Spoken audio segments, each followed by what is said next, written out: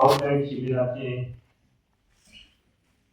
उद्घाटनाच्या कार्यक्रमाचे अध्यक्ष आपल्या माध्यमिक आणि उच्च माध्यमिक विद्यालयाचे प्राचार्य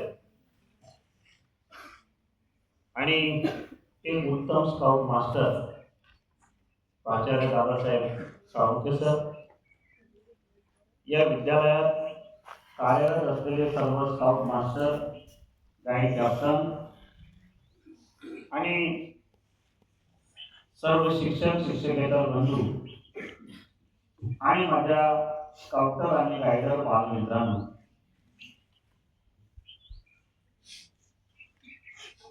आज दुग्ध शर्करा योग आहे. स्काउट गाईड शिबिराचं उद्घाटन आणि ज्या महापुरुषाने मानव म्हणून जन्माला येऊन या महाराष्ट्रातल्या ग्रामीण संस्कृतीला स्वच्छतेच्या माध्यमातून एक अत्यंत चांगल्या प्रकारचा आदर्श असा पायंडा घालून दिला आणि त्याचं काम एवढं मोठं होतं की ते काम बघून लोकांनी त्यांना संत गाडगे बाबा अशा प्रकारची उपाधी दिली. खरं तर त्यांचं नाव देबूजी जिमरोजी दानोरकर असं होतं, परंतु इतकं सुंदर काम केलं. स्वतः गावागावामध्ये जाऊन हातात झाडू घेतला आणि जी घाण असेल ती प्रत्येक गावोगावी स्वच्छ करत फिरले आणि जर का स्वच्छता आपल्या अंगी बांधली तर किती उत्तम समाज व्यवस्था तयार होऊ शकते. उत्तम व्यक्तिमत्व, स्वच्छ शरीर राहू शकतं, याची अनुभूती त्यांनी दिली आणि त्यांची आज पुण्यतिथी. खरं तर संत गाडगे बाबांच्या बाबतीत मी एवढंच म्हणेन, हाती धरून झाडू तू मार्ग डाविलासी, हाती धरून झाडू तू मार्ग डाविलासी, स्पर्शे तुझ्या महात्म्या येथो रवी समासी, स्पर्शे तुझ्या महात्म्या येथो रवी समासी. श्रम किती महत्वाचं असतं. जीवन जगत असताना ज्या वेळेस आपण श्रम करतो, घाम गाळतो आणि त्याच्यातून ज्या वेळेस काहीतरी एखादं निर्माण करतो त्याचा आनंद आणि श्रम न गाळता आयत बसून मिळाल्याचा आनंद, याच्यामध्ये जमीन आणि आसमान एवढं मोठं अंतर आहे. म्हणून श्रमाला महत्व आहे. संत गाडगे बाबांनी ते महत्व जनमानसाच्या मनात बिंबवलं आणि तेच महत्व स्काउट गाईड चळवळीचे जनक लॉर्ड बेडन पॉवेल यांनी बालपणापासून विद्यार्थ्यांच्या मनात बिंबवलं. फार मोठं काम आहे. लॉर्ड बेडन पॉवेल हे मूळचे इंग्लंडचे, परंतु त्यांचं काम एवढं मोठं होतं की या जगाच्या पाठीवर जे चांगलं काम करणारे लोक असतात त्यांची दखल घेणारी एक संस्था आहे आणि त्या संस्थेने लॉर्ड बेडन पॉवेल यांच्या कार्याचं दखल घेतली आणि या जगाच्या पाठीवर 144 देशांमध्ये स्काउट गाईड हा विषय शाळांमध्ये शिकविण्यासाठी परवानगी दिली. तर विचार करा तुम्ही, ज्यावेळेस एखाद्या व्यक्तीचा विचार, त्याची शिक्षण पद्धती, त्याचं काम याला 144 देशाची मान्यता मिळते, तर त्याच्या मागे त्या व्यक्तीचं श्रम, त्या व्यक्तीचा त्याग, त्याचं समर्पण.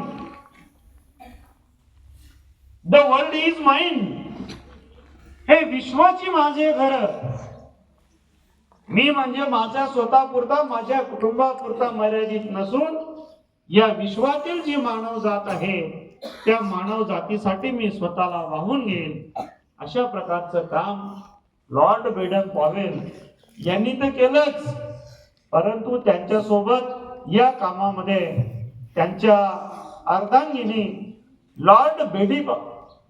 लेडी बेडन पॉवेल यांनी देखील त्यांना प्रचंड मदत केली आणि वेगवेगळ्या ठिकाणी त्यांनी मग ते ब्राउन्सी बेट असेल, आणखी वेगवेगळ्या प्रकारचे ट्रेनिंग सेंटर असतील, तिथे स्काउट गाईडचे कॅम्प घेतले आणि या विषयाचं महत्व विशद केलं. 1994-95 ला मी आणि साळुंके सर आम्ही दोघांनी सोबत आपल्या धुळे जिल्ह्याचं सोनगीर या ठिकाणी जामफळ धरण आहे आणि त्या जामफळ धरणावर स्काउट आणि गाईडचं ट्रेनिंग करण्यासाठी 10 दिवस त्या ठिकाणी निवासी थांबलेलो होतो. धरण आहे जामफळ धरण.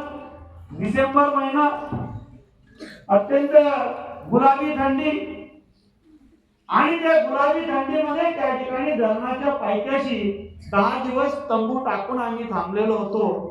परंतु आमच्या दिवसाची सुरुवात कधी व्हायची आणि दिवस कधी संपायचा हे आम्हाला कळायचं. सिस्टमॅटिक स्काउट गाईडचा अभ्यासक्रम पहाटे 5 वाजता उठायचं आणि प्रातःविधी आटोपल्यानंतर त्या ठिकाणी तंबूंची सजावट करायची. तंबूंची सजावट झाली की तंबूंचं परीक्षण करायचं, नंबर काढायचे आणि त्याच्यानंतर मग ध्वजारोहण करायचं. ध्वजारोहण झालं की चहापान करायचं आणि मग आमचे लेक्चर सुरू व्हायचे. एक एक गोष्ट त्या ठिकाणी शिकवली जायची. दिवस पूर्ण जायचा. रात्री झोपण्याच्या आधी पुन्हा सगळे स्काउट मास्टर, गाईड कॅप्टन सगळे एकत्र जमायचो आणि त्या ठिकाणी पुन्हा रात्री मनोरंजनाचे कार्यक्रम घ्यायचो आणि मग झोपी जायचो. पुन्हा दुसरा दिवस उजाडला की पुन्हा खेळायचो आणि त्या गोष्टी आम्ही दोघांनी मन लावून शिकल्या त्या ट्रेनिंग मध्ये. आणि आम्ही ठरवलं की आपल्या शाळेवर आपण जायचं आणि मग अशाच प्रकारे स्काउट गाईड ऍक्टिव्हिटी घ्यायच्या, अशी शिबिर घ्यायचे आणि तो जो काही तगादा आहे तो आम्ही अविरतपणे चालू ठेवला. सुरुवातीला आम्ही हाटीला जायचो कॅम्पला, कधी एखाद्या शेतात जायचो गावापासून 3-3 किलोमीटर अंतरावर, कधी डोंगराळ्याला जायचो, कधी इथे गायचो, कधी बाजूला गायचो.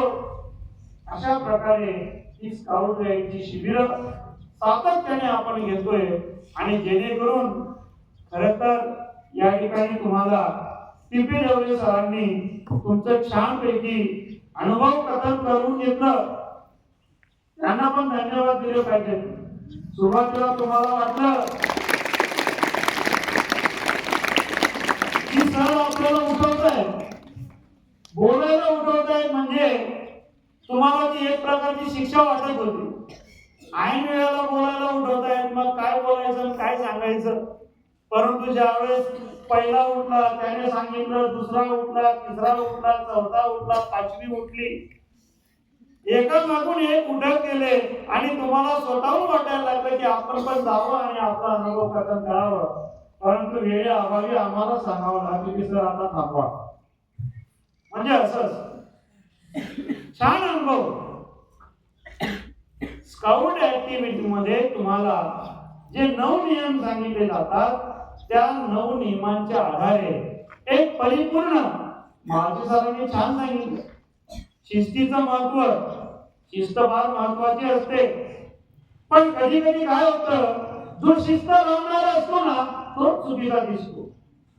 जो शिस्त लावत नाही, काही बोलत नाही, आपला गप घुम्यासारखा बसून राहतो, उभा राहतो, तो चांगला असतो. परंतु विद्यार्थी मित्रांनो, ज्या चांगल्या गोष्टी असतात त्या चांगल्या गोष्टी ठासून परत सांगाव्या लागतात. कधी कधी चांगल्या गोष्टींसाठी कटू बोलावं लागतं, कधी कधी चांगल्या गोष्टींसाठी वाईटचा वाटा घ्यावा लागतो. परंतु चांगलं हे चांगलंच असतं. चांगल्याचे परिणाम यायला 5-10 वर्ष वाट पाहावी लागते. परंतु नुसतं गोड गोड बोलायचं, लांबून चालन करायचं, हे क्षणिक सुख असतं. जोपर्यंत आपल्याला कळत नाही तोपर्यंत हे सगळं चांगलं वाटतं, परंतु ज्या वेळेस आपण मोठा होतो तर त्यावेळेस आपण म्हणतो की नाही, आमच्या इथे अमुक सर होते, अमुक मॅडम होत्या, शिस्तीचं त्यांना एवढं महत्व होतं आणि त्यांच्यामुळे मुलं व्यवस्थित सगळे राहिले. आमच्या इथे बांबरे सर होते, बांबरे सर काय शिकवायचे, काय बोलायचे, नाही बोलायचे याच्यापेक्षा ते शिस्तीला फार महत्व द्यायचे.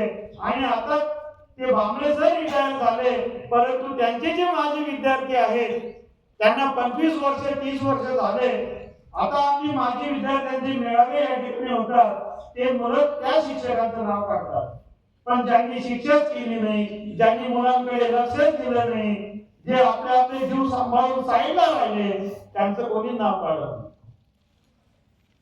म्हणून शिस्त फार महत्वाची असते आणि स्काउट मध्ये शिस्त शिकवली जाते. शिस्त ही अशी गोष्ट आहे की तुम्हाला उत्तम नागरिक शिस्तीमुळे घडवता येईल. उत्तम नागरिक. आता बघा, आपण बघतो की सैन्य दलामध्ये जे जवान भरती झालेले असतात ते त्या ठिकाणी 10, 15, 20, 25 वर्ष नोकरी करतात, परंतु त्यांचं जे लाईफ असतं ते फुल डिसिप्लिनरी असतं. फुल डिसिप्लिनरी. ते रिटायर होऊन घरी येतात